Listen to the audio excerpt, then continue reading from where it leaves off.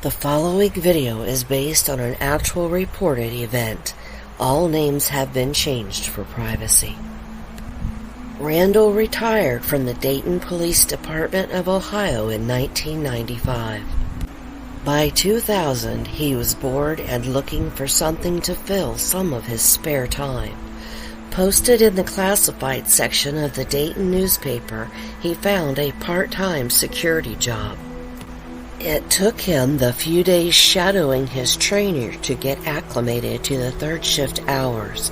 His first night on his own, he wasn't looking forward to his walk through the basement. Even with Martin, the man training him, he still felt a chill whenever they entered the door to the large open basement of the facility. At 2 a.m., it was time to walk around the outside, then through the basement. Entering the door around 2:30, he flipped on the lights. Randall said he could hear scurrying but couldn't tell from where.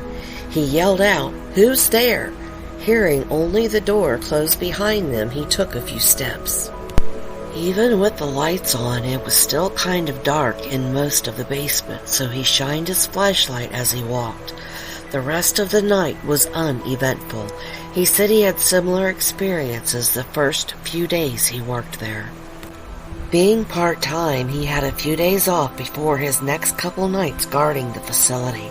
The time off gave him a chance to think about how silly it was to be fearful of a big empty area. When he went back for his shift, he was ready to patrol the basement without hesitation. Until that night.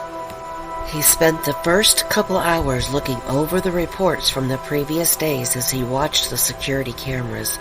Time came for his rounds. Grabbing his flashlight, he headed out. As he entered the basement, he heard the scurrying sound and the chill went up his back. Ignoring it, he flipped on the lights and the flashlight and walked toward the back as the lights flickered. Randall said as he approached the back area, the overhead lights went out. His breath caught in his throat as he turned around, shining his flashlight, expecting to see someone by the light switch. But nobody was there. Making his way back to the door, he realized the switch had been flipped off. No one had entered because the door hadn't chimed from opening.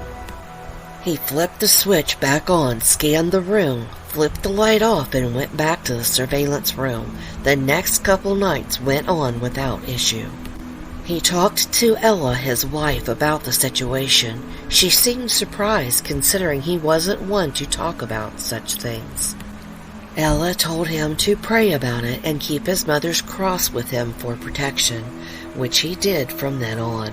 He didn't know it then, but the next week would be his last.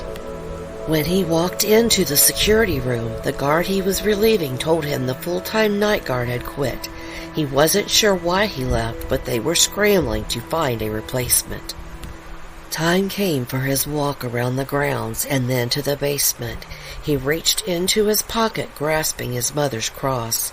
After finishing the outer portion of his rounds, he entered the basement, flipping on the light and his flashlight. As he walked through the darkness, a chill crept up his back. He made his way to the back of the area when he heard an unintelligible whisper, and the lights went out. Gripping the flashlight in one hand and the cross in the other, he ran back to the light and switched it back on. He couldn't see anything unusual. Turning the lights off, he walked out the door and began down the hallway.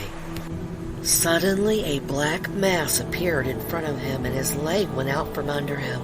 Whatever it was, it had his leg and pulled him a few feet down the hallway when he began praying loudly and was released. He got up and ran back to the surveillance room where he spent the rest of the night. The next morning, he tendered his resignation to the first shift security manager. He received a call at home from management asking him to come in for the remaining 2 days he was scheduled, offering him an additional $1 per hour. He told the woman on the phone he was sorry, but they couldn't pay him enough to come back there.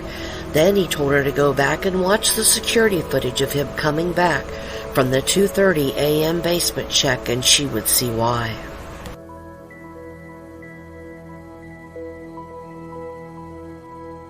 He received his check in the mail a week later.